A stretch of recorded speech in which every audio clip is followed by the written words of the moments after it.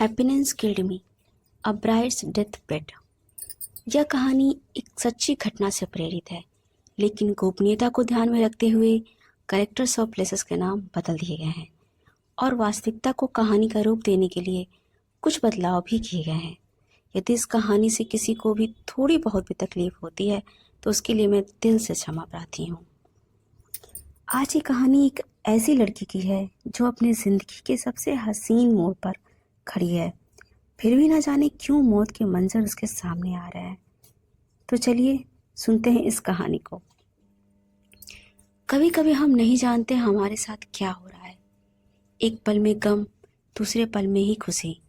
जिंदगी इतनी तेज भाग रही होती है कि जब तक हम किसी परिस्थिति को समझ रहे हैं कि दूसरी घटना घटने को तैयार हो जाती है। कुछ ऐसा ही मेरे साथ भी हो रहा है। कुछ दिन पहले ही जिंदगी और आज की जिंदगी, आज मेरी जिंदगी का बहुत बड़ा दिन है। मैं रजिस्ट्रार ऑफिस में खड़ी हूँ। Marriage registrar office. मेरी कोर्ट मैरिज हो रही है और मुझे नहीं समझ आ रहा है कि जो मैं कर रही हूँ क्या वो सही है। जिस खुशी का इंतज़ार ना जाने कब से था मुझे, मेरी और विकास की शादी का, एक कभी ना पूरा होने वाला ख्वाब आज सच बनकर मेरे सामने खड़ा है। और फिर भी आंखों में नमी, कुछ अधूरापन सा क्यों है, नहीं समझ आ रहा है। ऊपर की ये लाइन रजिस्ट्रार हॉल में दुल्हन के जोड़े में खड़ी एक लड़की के मन में उठती विचारों की एक सुनामी थी। मेरे मन की जद्दोजहद को अचानक से एक झटका लगा।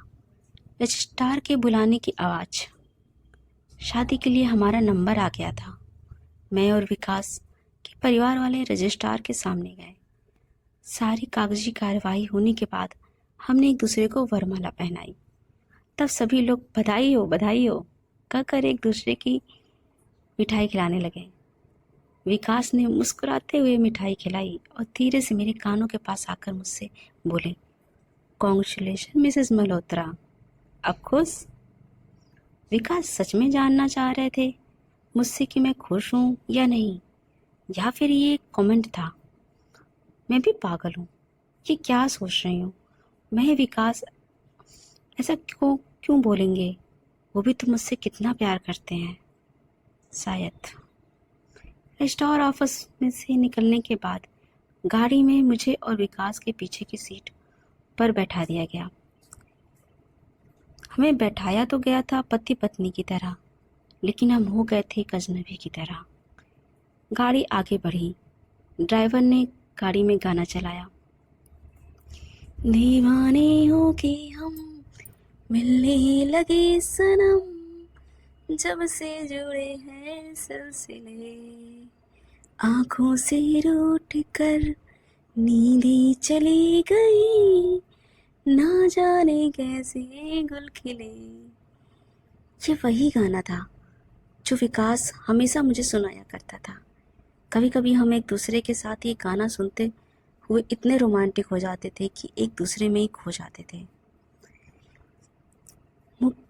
मुकद्दर मेरा सवर जाने दो, दिल जो कहे वो कर जाने दो, मेरी बाहों में चले आओ तुम, हद से मुझे अब गुजर जाने दो, कि आओ लगा लूं तुमको गले।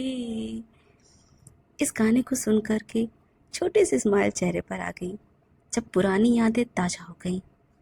लेकिन जब मुस्कुराते हुए गाड़ी में अंदर की ओर मुड़कर विकास और अपने बीच की दूरियों को देखा, तब बिना कुछ सोचे ही आंखों के आंसू से हर मंजर धुंधला सा हो गया, बीता हुआ भी और वर्तमान का भी। 3 साल हो गए थे हमारे रिलेशनशिप को।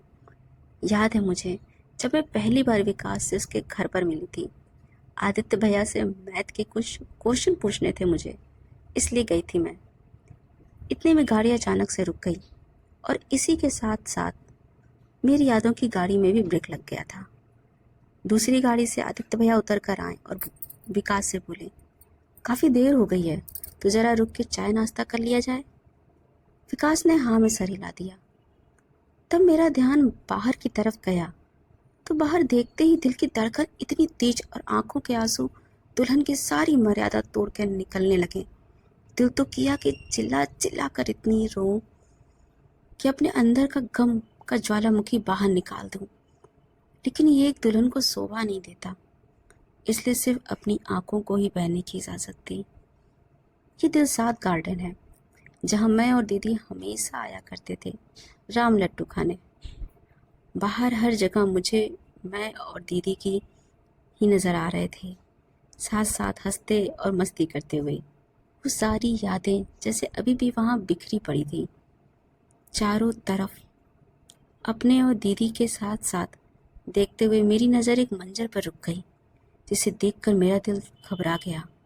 मुझे अब हर जगह सिर्फ दीदी ही दिखने लगी थी, फांसी के फंदे से जोड़ती हुई, जीभ बाहर को लटकी हुई, आंखों की पुतलियां लगभग बाहर निकली हुई, हाथ पैर हवा में झूलते हुए।